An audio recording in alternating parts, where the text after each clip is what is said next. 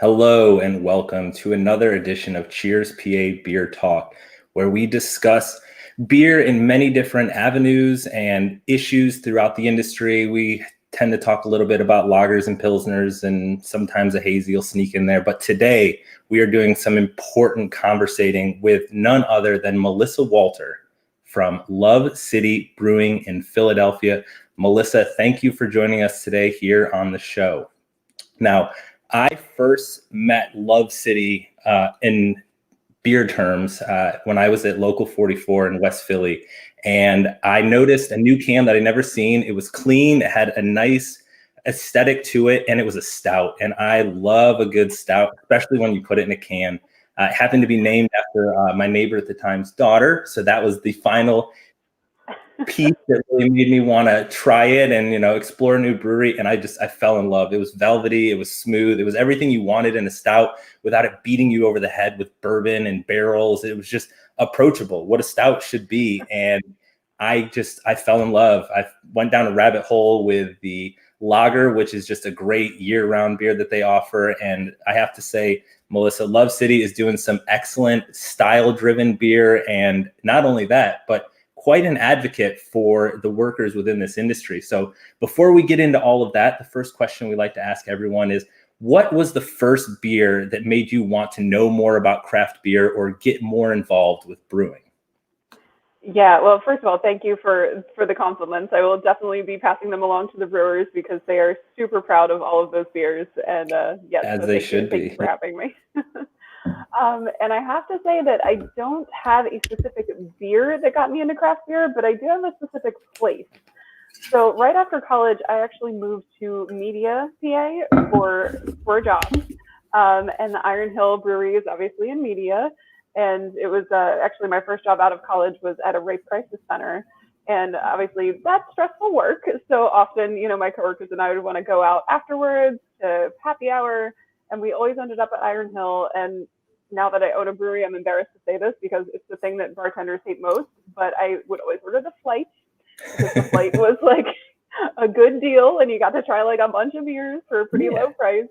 I think, hold on, I don't mean to stop you, but I think that the flights they can go both ways. And I understand from the beer server perspective, it is a pain. But in terms of bringing people into beer and letting them explore, it's such a great avenue. And I think that if people could be a little more patient with it on both sides, maybe it could have a little bit better connotation. But yeah, flights can be a challenge sometimes.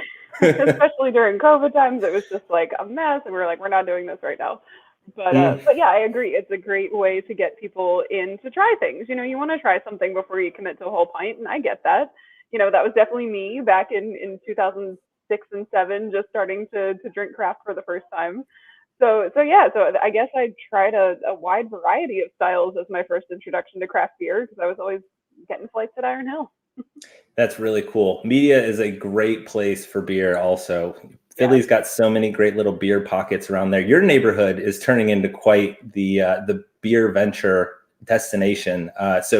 You have the outdoor beer garden. Now, is that something that's going to be staying year round, or did you learn some things last year that maybe the winter is not suited? And if we're not in a pandemic, maybe we don't have to have outdoor yeah, I mean, we learned many things about outdoor seating in the wintertime. It was definitely a challenge. But I mean, honestly, we're going to keep it for as long as we possibly can. When it drops into, the 30s in January, we might not have it open. But I think we're going to try to push it through as much of the fall as possible because it's, a lot of people just prefer to sit outside. They feel safer that way. So we want to keep that option available to people as much as we can.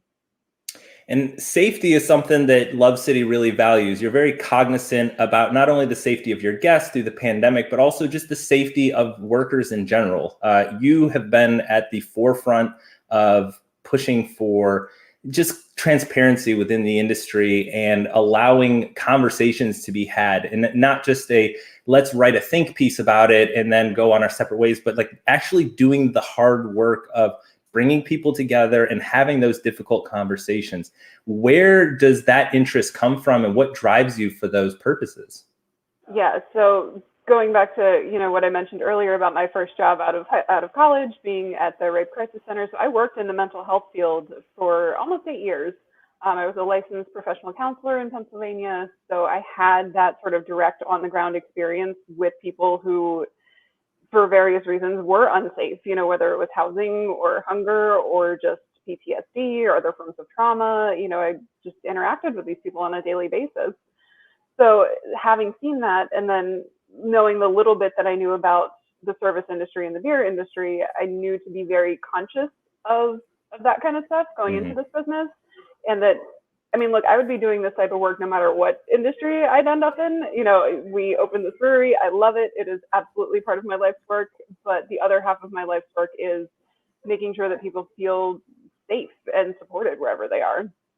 Absolutely. That's really where it comes from for me. It's very important. And you were saying that you actually took a time away from working as a therapist, and that's when you started Love City. Have you found, now that you've been established as a brewery, that interest is really pulling at you more, because not only do you see the need for that type of work and that type of professionalism, but also you're a little more established and you've started to figure some things out that you can branch out more? Or is it just now is the time, because now is the time? The last year has shown that these conversations need to be had. Yeah, for sure, this is definitely a moment, that we want to do as much as we can to sort of capitalize on and keep the awareness going and keep the action going. But Love City, we've been doing this since day one. This has been part of our DNA as a company. So yes, I'm definitely going to lean into it as much as we can now, but I'm also going to keep doing it forever. So. Absolutely. I remember seeing something about, Love City from the beginning was providing sexual harassment training for everyone. It wasn't something that became in vogue and you started that. This was something that you believed in from the beginning, that you were going to create a safe and welcoming environment and hold people accountable. What do you see as necessary steps right now to start to create those ladders of accountability within the industry and providing safe places for these conversations to be had without fear of retribution from the workers, who essentially, if you're in this industry, you are pretty much living a way of nearly check to check, or you're not here because you are financially solvent. It's an industry that tends to attract people that are working more closer to their budget than what you would expect from being well off. So there's not really that safety net to fall back on. If I blow a whistle here, what am I going to do about rent? Sure. Yeah, definitely. That's absolutely a concern. And knowing that I'm in a more privileged position relative to a lot of the people that I interact with on a daily basis is something that I'm just always super conscious of. And knowing that, I have the room to do this and I have the room to push these conversations forward. If somebody else doesn't, I get it. I really do. It's tough and you don't want to put your livelihood at risk. And I absolutely understand that. So that's part of the reason why I feel the responsibility to do this, because I can, I have that power and that position. And as far as creating accountability, I think it does have to start at the top. You create your company culture, and we've worked really hard to create a positive one. So I think if you're an owner, if you're a manager, you got to you got to get your head in that place. You got to understand that your people keep this place running.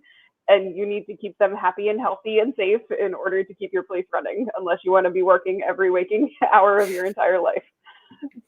So there's great resources. Yeah, I was going to say, that's the part that I never understood in these issues is you hire people, you invest the time and the resources in to bring them in, and they're the ones that make the thing go. And if you wanted to do that job from the beginning, you probably wouldn't have hired someone, you would have done it yourself. So you can't just look at, because you pay someone a wage, whether you consider it to be fair or the market does not consider it fair, that's regardless of what the people deserve to be treated with a certain modicum of dignity, both from the customers, but also from the people that they work with. The customer is always right is such BS, because it gives carte blanche to borderline terrible behavior and sometimes way over the line. And they expect that no matter what they say or do, that they're going to be considered right. And I'm so grateful that from this last year and the pandemic that the service industry is getting the attention to just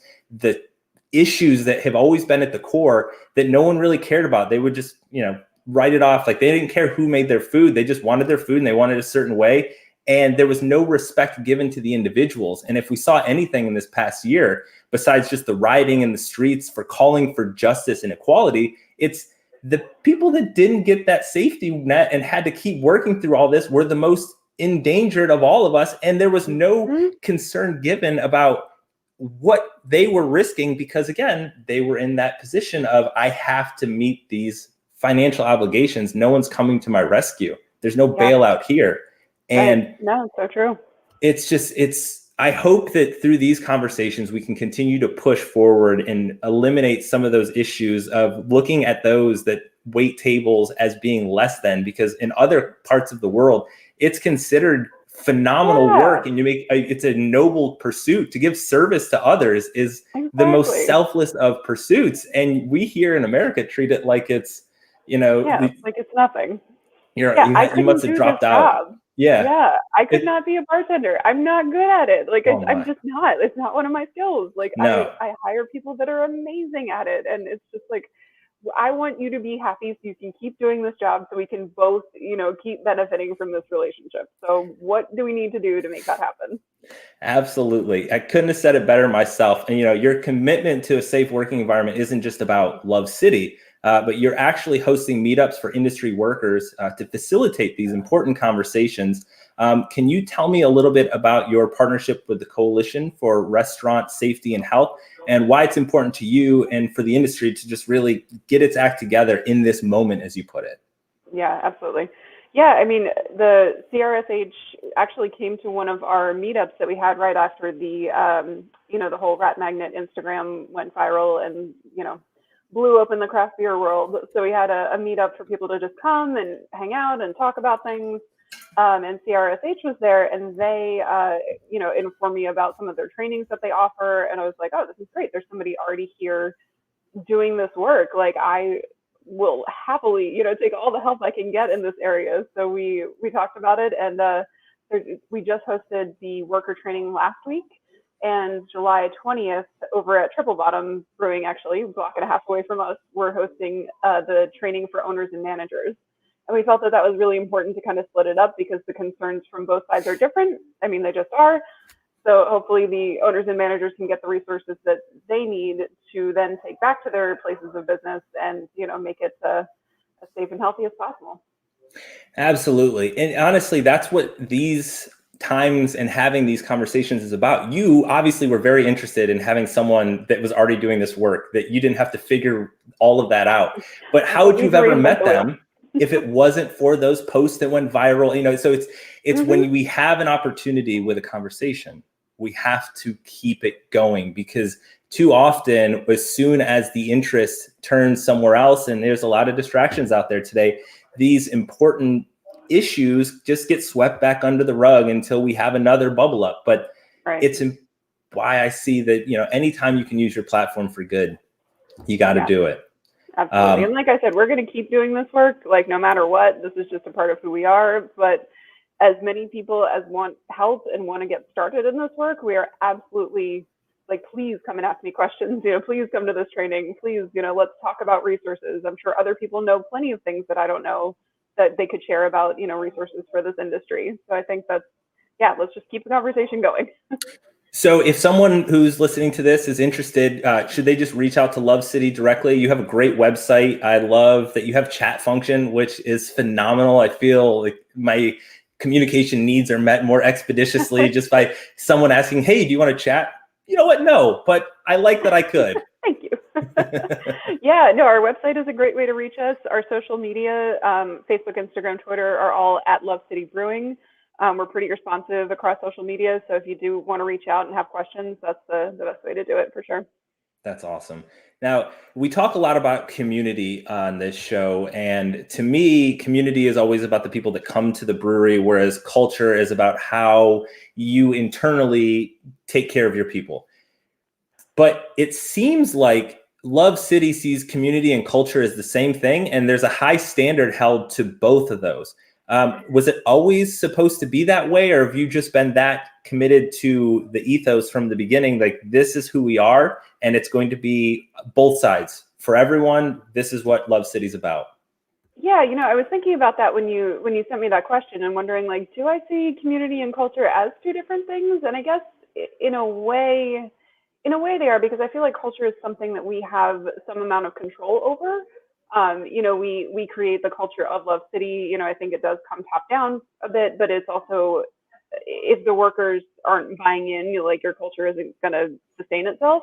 Mm-hmm. So for me, it's, from the top down, letting people know who we are and what we're about, and then encouraging, and through repetition and daily check-in and constant, reminders, just making sure that everyone else is on the same page with that culture.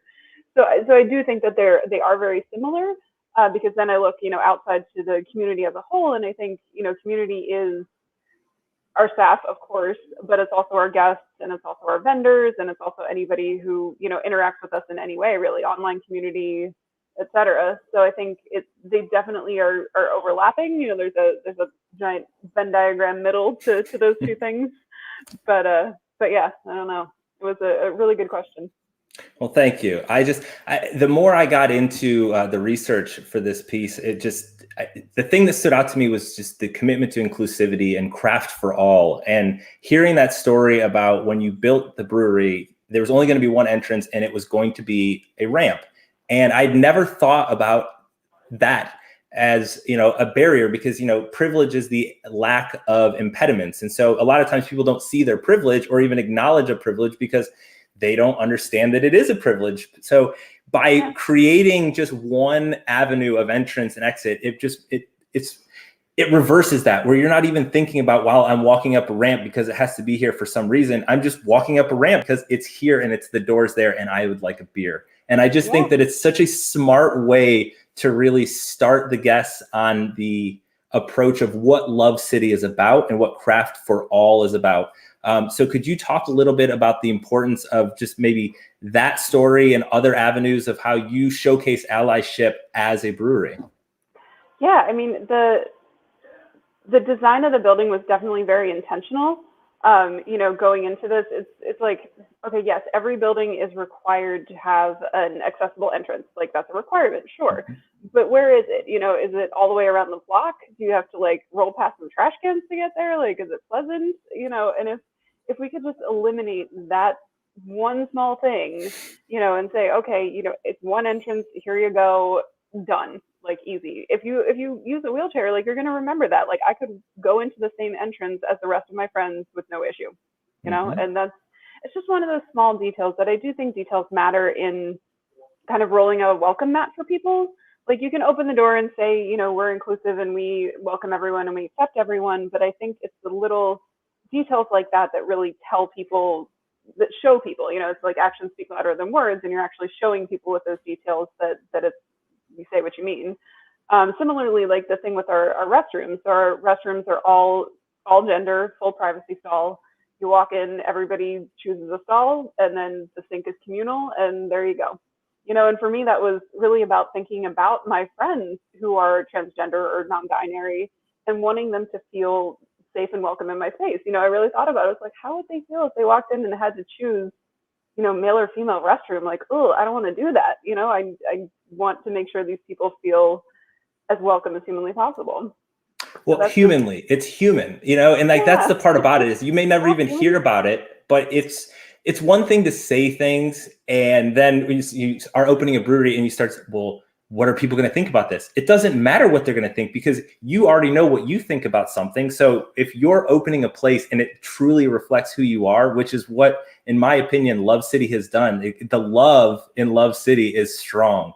And to see that come through in the tiniest of details, all the way up to what you're doing industry wide and being this voice, it's commitment throughout, it's authentic. And that's the thing that I think that really drew me in as I got to know more about Love City and just kind of your story, was just the authenticity of, this is who we are. This is who we've been from the beginning. We've done this on our own. We acknowledge some of the privileges that allowed us to get to this point, but we're not going to back away from that. We're going to continue to be who we are and not compromise any of those things. And it's tremendous. You mentioned the details and just the fine. Your tasting room is beautiful. I have to say, like, just the balance of, sometimes it can be too much. We're in an old warehouse, and then you just feel like you're in an old warehouse. Like, you balance with bright new light and with some of those elements. It's gorgeous. Like, did you get lucky, or a little bit of both? It's amazing. Yeah. And thank you for the compliments about authenticity. That is one thing that I really, really value, just as a person. And I'm glad that that's coming through and other people are noticing that too. So thank you for that. Absolutely. But in terms of the building, we did get really lucky because we had looked for a long time. We had a couple of places fall through on us, and it just, we were getting discouraged and not being able to find the right place. And then finally we stumbled across this place, and it was just those giant ceilings and the old crumbling brick and the columns, and we're like, okay, this makes sense. And that character just stood out to us so much when we toured it. And I was like, you know what, if we do this, like, I don't want to make this overly designed. Like, I just want to lean into, like, this is this old warehouse, it's manufacturing. I mean, beer is a manufacturing process in the end. We're really just taking ingredients and mixing them together and putting them in aluminum vessels.